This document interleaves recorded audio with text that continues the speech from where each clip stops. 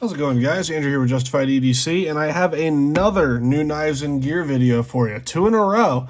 And there's probably either later this week or early next week going to be a third one, because it just so happens, any of you guys who do the YouTube thing, you know that sometimes getting product in comes in waves. You sometimes have a dry spell where you don't have anything new coming in for weeks at a time, and then sometimes everything just hits you all right in a row. So I have a bunch of stuff coming in for review, stuff I'm really excited about to show off on the channel.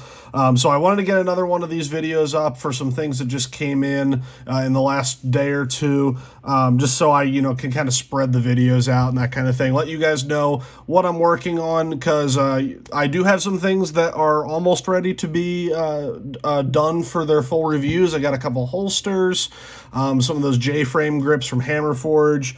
Those are probably going to be the next things coming up, but I wanted to show you some of the things that I have here. And actually, I forgot to pull this out as well.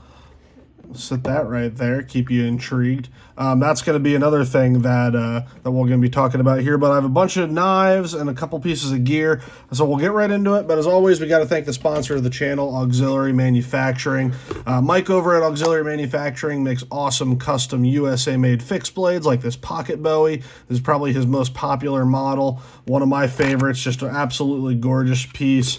He also makes stuff like this Sumi here, little hawkbill reverse edge kind of guy. So he has stuff for everyone. If you don't like these designs, you'll probably like something else that he has. He has a bunch of different designs. Definitely go check him out. Big sponsor of the channel. I do have a discount code with him. Code Justified10 will get you 10% off your order on his website. If you're interested in any of these, or interested in a custom fixed blade, definitely go check it out. I will leave links down in the description to his website and his Instagram, as well as that discount code. So thank you, as always, to Mike for sponsoring the channel. So let's get right into this here. I'm going to put some things aside that we're going to talk about here in a little bit. We're going to start out with these right here. These are a company that is new to me. They're not on Instagram, so I won't be able to link their Instagram, but I will link their website. I'm going to kind of encourage him to get on Instagram, because that's kind of how the custom knife market grows, especially these kinds of fixed blades. And I think if these got in front of people on Instagram and YouTube, which is what I'm hoping to do here, is get these guys out here for you guys to check out, I think these could be a really big hit. So this is coming from Armis Knife and Tool Co. This guy is a medically retired firefighter who got into knife making.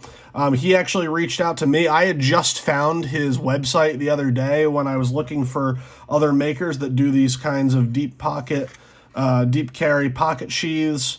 Because a lot of you guys have been asking for a kind of a list of makers that use this style sheath, or makers that make these kind of sheaths custom for other blades. So don't worry, guys, I am putting together a comprehensive list. I'll probably do a video on it eventually, and I'll post that list publicly and update it as I find new things. But he reached out to me and asked if I wanted to check out some of his knives, and obviously I was overjoyed to check some of these out. I think the designs are really cool. We actually have two knives here. One of them, this guy here, he sent for me to use and to keep. So thank you very much to him for sending these along. And then this guy here, which is the larger model. I'm just going to be checking out to be able to kind of do a comparison, and this one's going back to him. But this is, again, from Armis Knife and Tool, and I'm so sorry, I am blanking on the name. I should have looked it up right before I started filming, but I'll put it down in the description as well with the links to his website, what the name of these are. But these are kind of his most popular models, and he has a full size and a small version.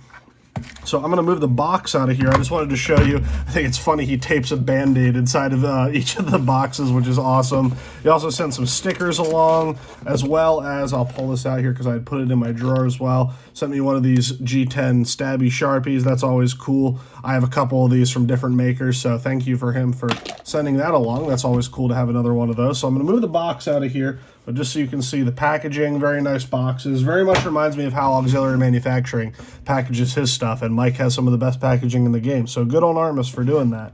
So again, I'll put down in the description what the name of these are, but you have the full size and you have the mini. These are in AEBL blade steel. And again, I just got these today, so I'm kind of still, you know, finding out the differences and everything like that. But let's just take a look at these real quick. These are absolutely gorgeous. He does have the option to get these in kind of more of a like rock pattern, like sculpted handle. I opted on mine for just the flat G10 with the texture. That's kind of the vibe that I like a little bit more. But bolted on scales, G10. Really, really nice handle shape. These feel awesome. They really lock into your hand. Same thing with the mini. This one's just big enough for me that I can get a full grip on it in forward and reverse grip. No jimping on the small one. That's one difference I did notice. There's jimping on the large one, not on the small. Not that that's a big deal. I don't think that matters one way or another. The sheaths are absolutely fantastic. I'll show you here. If you're familiar with Offensive Industries work, these are very, very similar to how Josh does his sheaths. They are molded to be ambidextrous, so they can go in either direction. And similar to Josh's sheaths, he has the Velcro on the inside to have a little bit more retention, and also there's no sheath rattle on these, which is awesome. These are absolutely super quiet. The other difference here is that on the large one, he has the larger discrete carry concepts clip, so you can carry this inside the waistband or on like molly loops if you wanted to. But obviously you could still carry this in the pocket. This one is designed specifically for the pocket because it has the smaller clip on it. Really pronounced puño on here at the pommel, so you can kind of hook your finger in there and draw it right into a reverse grip, or get your pinky in there and draw it into a forward grip. So the ergos on these are really, really nice. One thing I did notice right off the bat, and again, this is not a review, I haven't carried and used these enough at all to make some final calls or anything. There were a couple sharp edges that I just took a diamond file to. Right here on this corner, you can see I just filed a little bit. Excuse me. Got something in my throat. Oh, you know, it's the changing of the seasons, allergy season. So I just took a file to those little edges there. Those were a little sharp, as well as he left a 90-degree spine on these, which I know a lot of guys like, especially if you're going to be carrying these outdoors at all. They'll strike a fire steel. So I left the 90-degree on the spine up here, but there was 90 degrees on these edges too. So as you can see, that little shiny piece on each side. I just took a diamond file to each side and just knocked those edges off, because when you're holding this in reverse grip, I just felt it digging into my hand a little bit.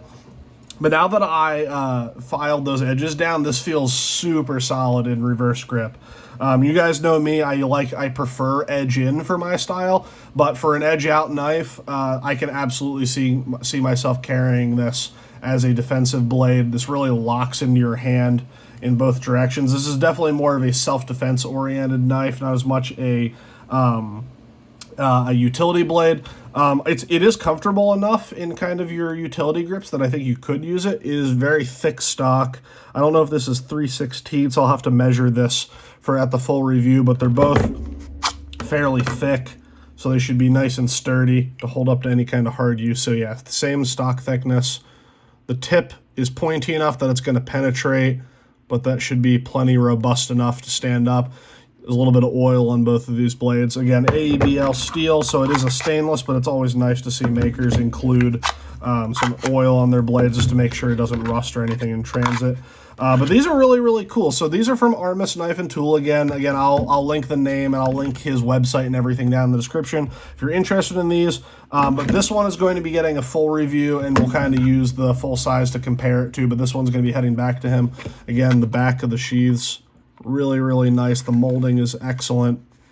So wanted to show these off. This is going to go right back in my pocket so I can start carrying it, and this one's going to go back in its box. But just wanted to show those off right off the bat. Next thing here, another knife, but a folder.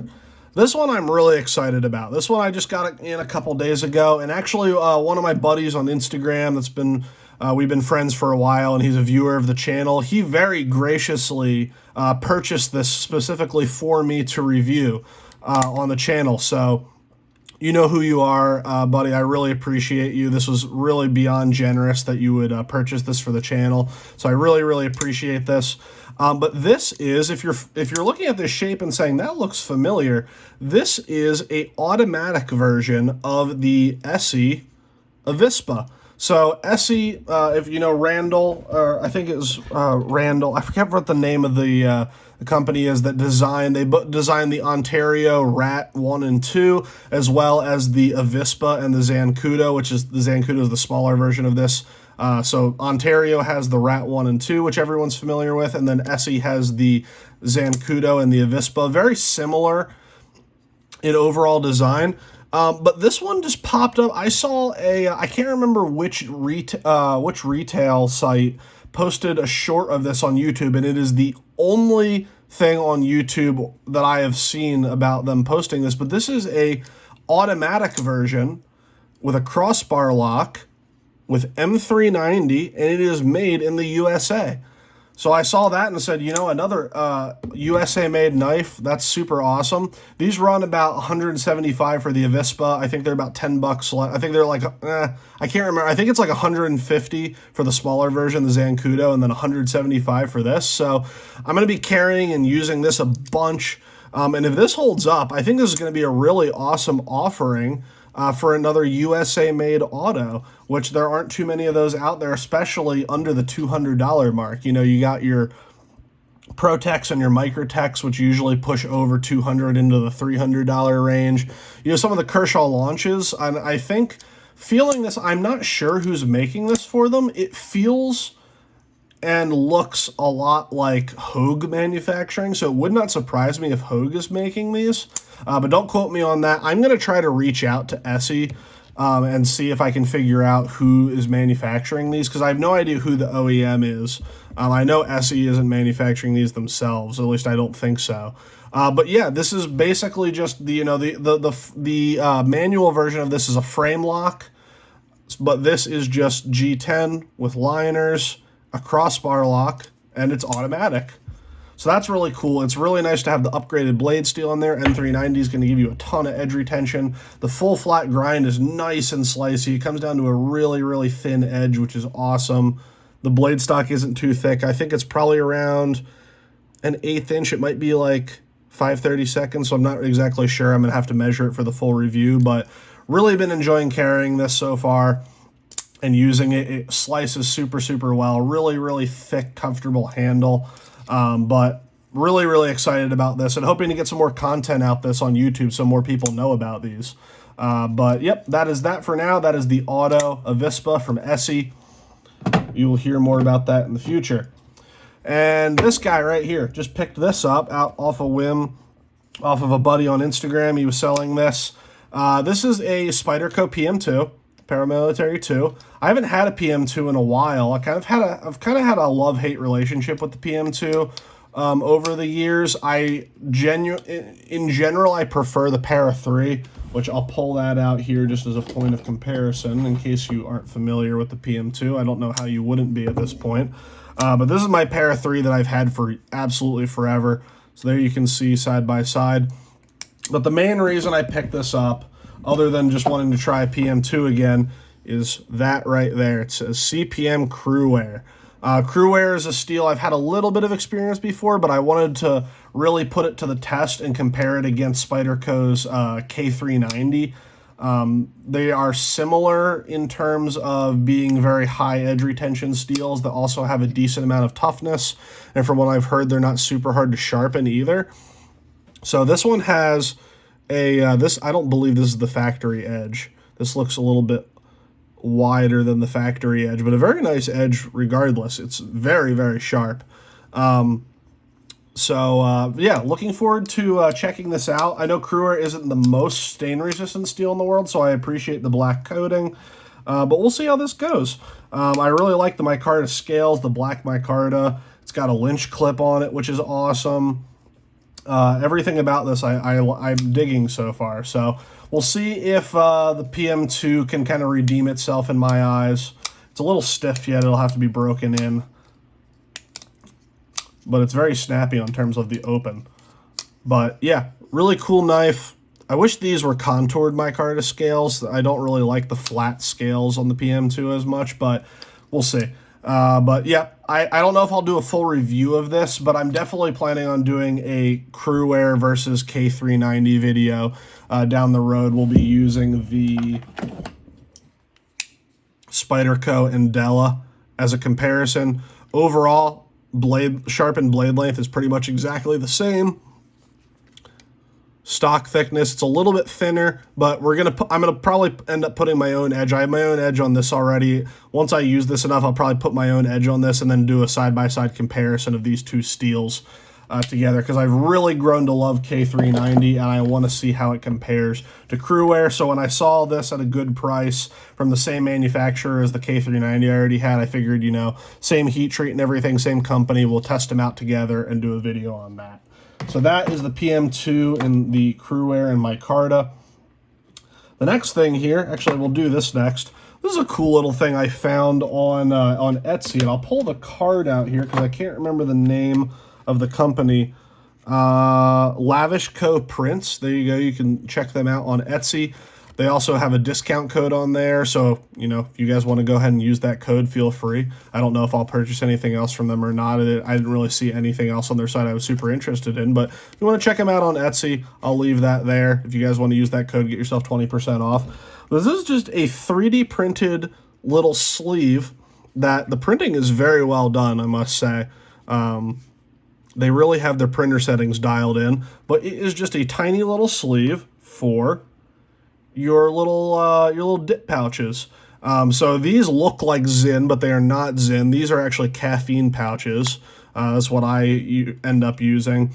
But they fit, you know, Zin and any other of the, you know, standard size nicotine pouches or any of the other pouches with supplements or caffeine or whatever. But I hate carrying around the big cans that they all come in. You know, similar to Zin, all of the other, you know, non-nicotine pouches come in the same kind of can. I have like an aluminum can that I keep a bunch of them in my fanny pack, but I wanted a way to carry just a couple with me, just in my pocket in a very, you know, slim container, and this fits the bill perfectly. It is super thin. You could even fit this in a wallet. You know, I was thinking about this as I was messing with my, you know, Redeem Creations Co. wallet here. I bet if I take my cash out of this slot, I bet this would fit down in a wallet.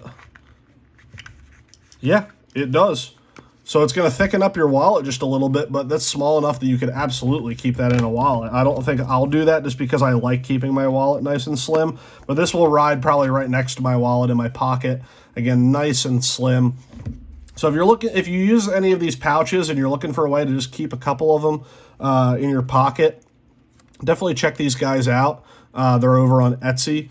I was not familiar with them until I found this, but cool little product, and I'm pretty excited about that. So put that back in my pocket where it goes. So I have my caffeine fix. My ADHD brain requires a lot of caffeine to function. All right, and the last thing here, this is from Rovyvon. I think everyone will probably be familiar with Rovyvon. They've been around in the flashlight scene for a while. They actually reached out to me and asked if I wanted to check out some of their products. You guys know me. I'm not big on taking Chinese products, especially not knives, because there's so many options for knives that are made in, you know, other countries. Whether USA or Europe or South America or anything like that. But in terms of flashlights, you're really limited to what you can get on the US market. You know, even companies like Streamlight, which are an American company, all their products are made overseas. They're just assembling them in the US. So Rovyvon is a company that I've had other lights from in the past, and they've held up very well and they perform very well. So when they reached out to me and asked if I wanted to check out this one, I said, yeah, I would absolutely do that. I'm hoping to kind of build a relationship with them so I can kind of review some more of their products. But this is the Angel Eyes E1. It's definitely keychain size. I actually took this off of my keychain just for this video, but I'll bring out my keys here just so you can see comparison to, like, there's my key fob for my Toyota Corolla, you know, Corolla gang. And there it is next to the Rescue Me tool. So it's nice and small, compact. It's very lightweight, and it has a decent amount of output. It's USB-C recharging. If you pop that over there, it's USB-C instead of micro USB, which I like a lot.